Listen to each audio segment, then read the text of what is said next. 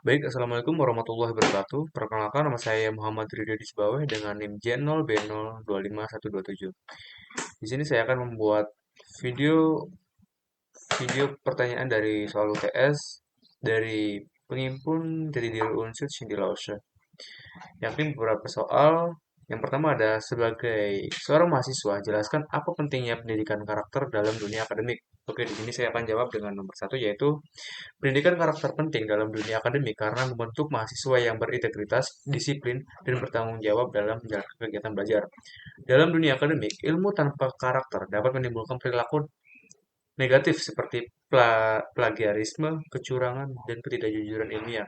Dengan pendidikan karakter, mahasiswa itu belajar menjunjung nilai kejujuran, etika akademik, kerja keras, serta rasa hormat terhadap dosen ataupun teman sejawat, sehingga tercipta suasana akademik yang sehat.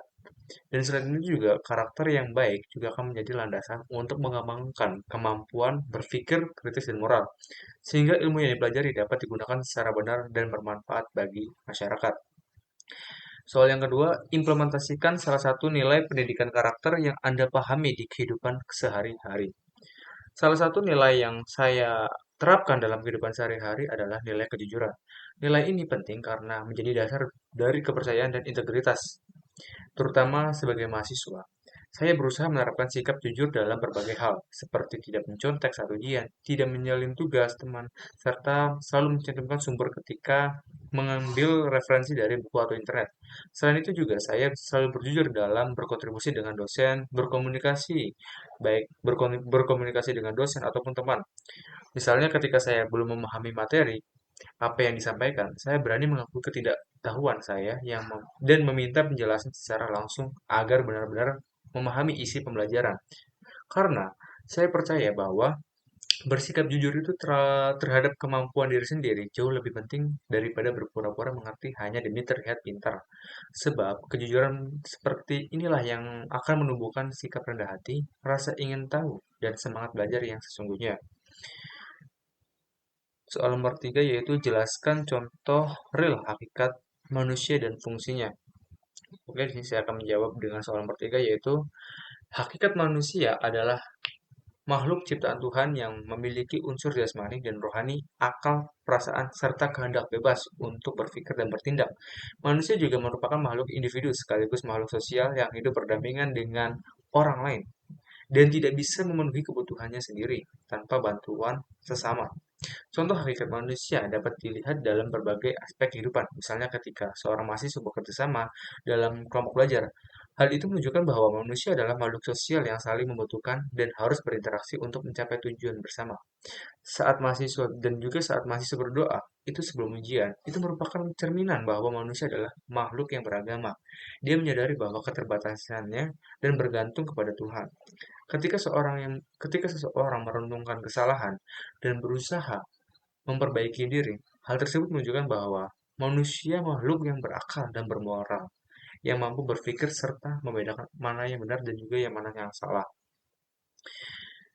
Lanjut dengan soal nomor 4, yaitu sebagai seorang mahasiswa unsur, jelaskan apa pentingnya visi, misi, dan sejarah unsur bagi Anda.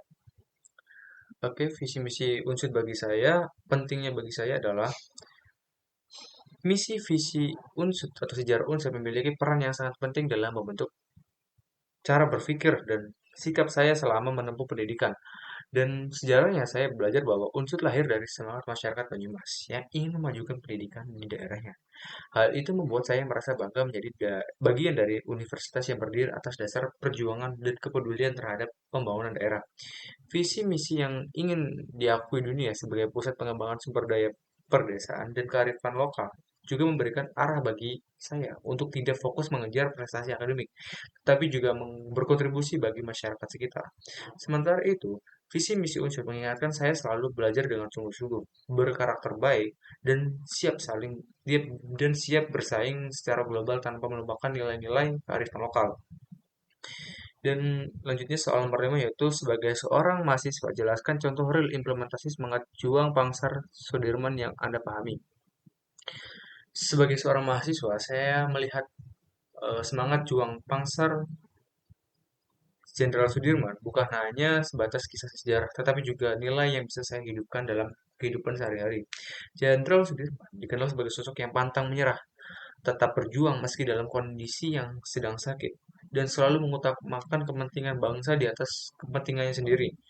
Semangat seperti ini yang saya coba terapkan dalam kehidupan belajar ataupun berorganisasi di kampus. Misalnya, ketika saya menghadapi mata kuliah yang sulit ataupun tugas yang sangat menumpuk, saya selalu berusaha untuk tidak mudah menyerah dan tetap konsisten untuk menyelesaikannya. Karena saya percaya bahwa perjuangan kecil itulah yang bentuk pertempuran. Sebagai mahasiswa, saya juga belajar untuk selalu disiplin, jujur, tanggung jawab menghadapi tekanan. Karena semangat juang bukan hanya tentang perang fisik, tetapi juga perjuangan melawan rasa malas dan menyerah pada diri sendiri.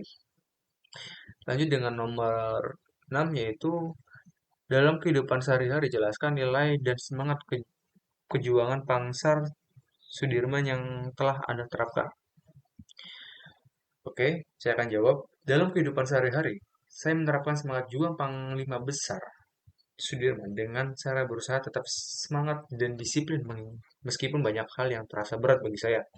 Misalnya saat jadwal kuliah padat dan juga tugas yang menumpuk, saya berusaha untuk tidak mengeluh dan tetap mengejarkannya dengan sungguh-sungguh.